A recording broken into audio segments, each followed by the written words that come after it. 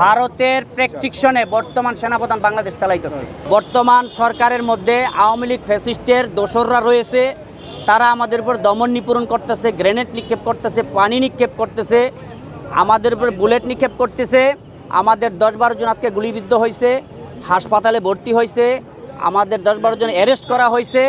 অতএব এই যে একটা স্বৈরাচারী, এটা আমরা বিগত সময় দেখেছি। আমাদের একটা আশ্বাস ছিল যে এই স্বাধীন রাষ্ট্রের মধ্যে বর্তমান স্বাধীন দেশ 1971 সালে দেশ স্বাধীন হয়েছে, কিন্তু এই দেশ পরিপূর্ণ স্বাধীন হয় নাই, পরাধীন অবস্থায় ছিল। কিন্তু এই 24-এর পরেও যে স্বাধীন হয়েছে এটাও ভুল ধারণা। 24-এর ছাত্ররা আন্দোলন করে, বৈষম্য বিরোধী আন্দোলন করে এই দেশকে স্বাধীন করে ডক্টর ইউনূস স্যারকে ক্ষমতায় বসালো। আজকে ডক্টর ইউনূস সাহেব কথা বলতে পারে না, উনি কোনো কাজ করতে পারে না, ওনাকেও বাধা দেওয়া হচ্ছে। কারা বাধা দিচ্ছে? ওই যে শেখ হাসিনার প্রোডাক্টগুলি রাখা গেছে গুরুত্বপূর্ণ জায়গায়, তারা এই বাধাগ্রস্ত করতেছে। অতএব আমাদের যে স্বাধীন তদন্ত কমিশন করা হয়েছে, এই কমিশনের ভিতরে একটা স্বৈরাচারী করা হয়েছে।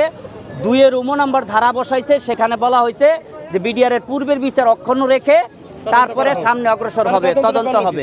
তাহলে কি তদন্ত হবে? বিগত সরকার যদি অবৈধ হয়, তাদের নির্বাচন যদি অবৈধ হয়, তারা যদি অবৈধ হয়, তারা যেহেতু এই দেশ থেকে লুটপাট করে ভাইগা গেছে ভারতে, তারা ভারতের উষ্টি।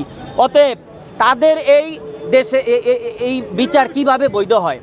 অতএব এই অবৈধ বিচার, অবৈধ সরকারি বিচার বাতিল করতে হবে। আর আমাদের এই স্বাধীন তদন্ত কমিশনের মধ্যে ধারা বাতিল করতে হবে। আমাদের নির্দোষ লোক যারা জেলখানায় আছে তদন্ত করে তাদের মুক্তি এবং চাকরিতে পুনর্বহাল।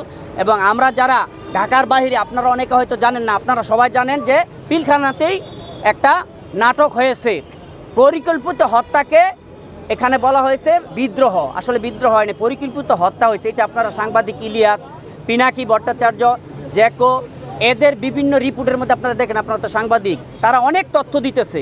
স্বয়ং শেখ হাসিনা জড়িত, সেখানে অনেক ফোন আলাপ রেকর্ড হইতেছে, পাস হচ্ছে।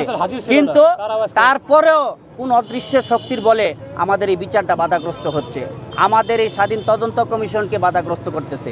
অতএব আমরা চাই, কারা করছে না, যে ব্যক্তি ফুল স্টপ দিছে বাংলাদেশের মধ্যে, ওই ব্যক্তি একমাত্র বাংলাদেশ পরিচালনা করবে। তদন্ত কমিশন ঘোষণা করলেন, আবার ফুল স্টপ দিয়ে রাখা দিলেন। ভারতের প্রেসক্রিপশনে বর্তমান সেনাপ্রধান বাংলাদেশ চালাইতেছে। ক্লিয়ার কথা। আমাকে গ্রেফতার করতে পারে, সেনাপ্রধানের বিরুদ্ধে কথা বলছি, বিরুদ্ধে না, যেটা লিগেল কথা সেটাই বলছি।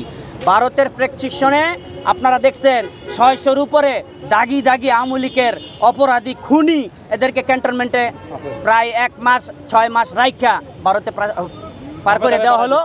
এটা রাষ্ট্রদ্রোহ হয় নাই।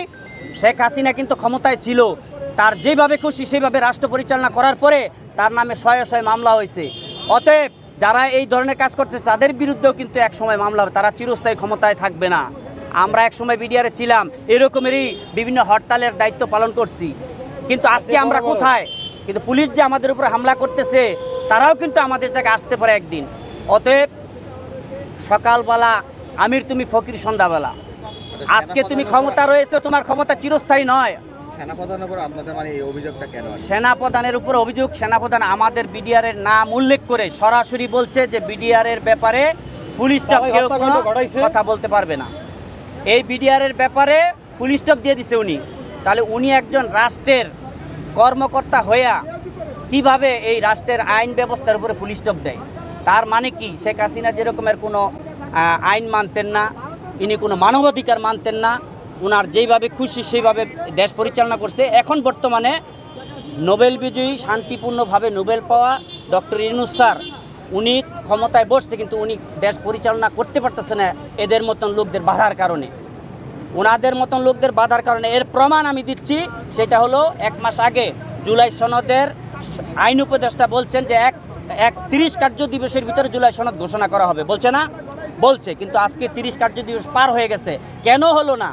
উনি তো একজন স্বরাষ্ট্রমন্ত্রীর জায়গায় আছে, উনি কথা দিছে, কিন্তু উনি কেন কথা রাখতে পারে নাই? উনি কথা রাখতে পারে নাই ওই ফুল স্টপের কারণে, ওনার উপরে ফুল স্টপ দিয়ে দিছে। আপনারা খবর নিয়ে দেখেন।